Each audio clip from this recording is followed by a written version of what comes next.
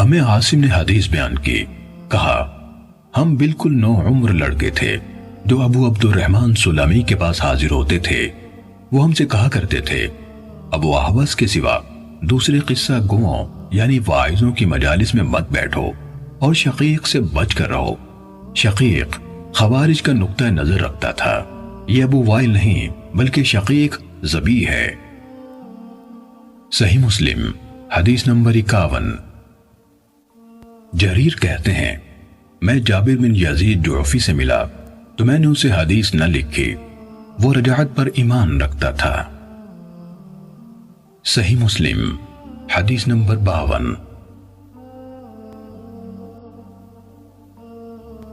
مسعر نے کہا ہم سے جابر بن یزید جعفی نے ان بدعتوں سے پہلے جو اس نے گھڑی حدیث بیان کی۔ صحیح مسلم حدیث نمبر 53۔ سفیان نے کہا جابر نے جس عقیدے کا اظہار کیا اس کے اظہار سے پہلے لوگ اس سے حدیث لیتے تھے، جب اس نے اس کا اظہار کر دیا تو لوگوں نے اسے اس کی بیان کردہ حدیث کے بارے میں مطعون کیا اور بعض نے اسے چھوڑ دیا۔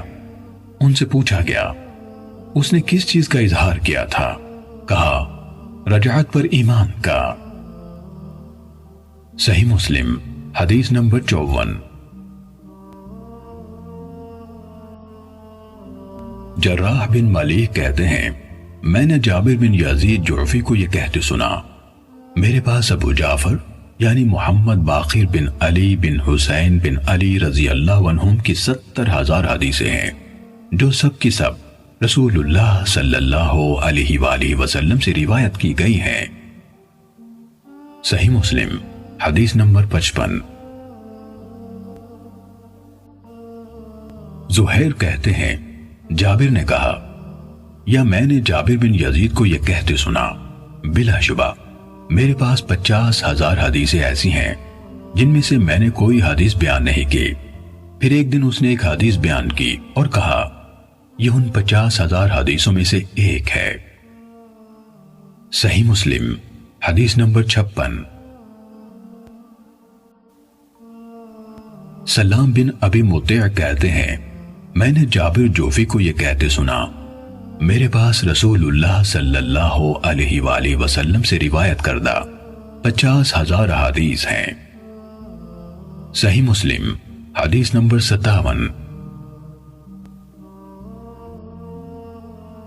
سفیان بن عیینہ نے کہا میں نے ایک آدمی سے سنا اس نے جابر سے ارشاد ربانی فلن ابرح الارض حتى يأذن لي ابی او يحكم الله لي وهو خیر الحاکمین، یعنی اب میں اس زمین سے ہرگز نہ ہلوں گا یہاں تک کہ میرا باپ مجھے اجازت دے یا اللہ میرے لیے فیصلہ کر دے، اور وہ سب فیصلہ کرنے والوں سے بہتر ہے کے بارے میں سوال کیا تو جابر نے کہا اس کی تفسیر ابھی ظاہر نہیں ہوئی۔ سفیان نے کہا اور اس نے یہ جھوٹ بولا، تو ہم نے سفیان سے کہا اس سے مراد اس کی کیا تھی؟ انہوں نے کہا روافظ کہتے ہیں حضرت علی رضی اللہ عنہ بادلوں میں ہیں، ان کی اولاد میں سے جو کوئی خروج کرے گا ہم اس کے ساتھ خروج نہیں کریں گے حتیٰ کہ آسمان کی طرف سے پکارنے والا یعنی اس کی مراد علی سے ہے پکارے، یقیناً وہی پکارے گا کہ فلاں کے ساتھ مل کر خروج کرو۔ جابر کہتا تھا یہ اس آیت کی تفسیر ہے اور اس نے جھوٹ کہا یہ آیت حضرت یوسف علیہ السلام کے بھائیوں کے بارے میں نازل ہوئی تھی۔ صحیح مسلم حدیث نمبر 58۔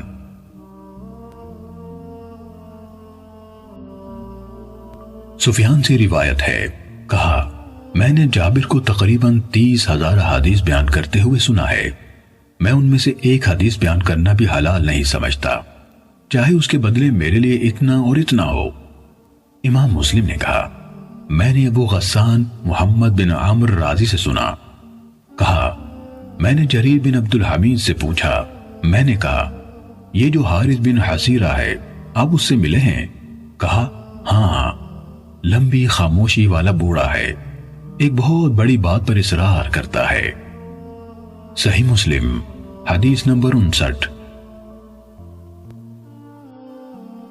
عبد الرحمن بن مہدی نے حماد بن زید سے روایت کی، کہا ایوب نے ایک دن ایک شخص کا ذکر کیا اور کہا وہ کج زبان یعنی جھوٹا، تہمت تراش اور بد زبان تھا، اور دوسرے کا ذکر کیا تو کہا وہ رقم یعنی اشیاء پر لکھی ہوئی قیمت میں اضافہ کر دیتا تھا۔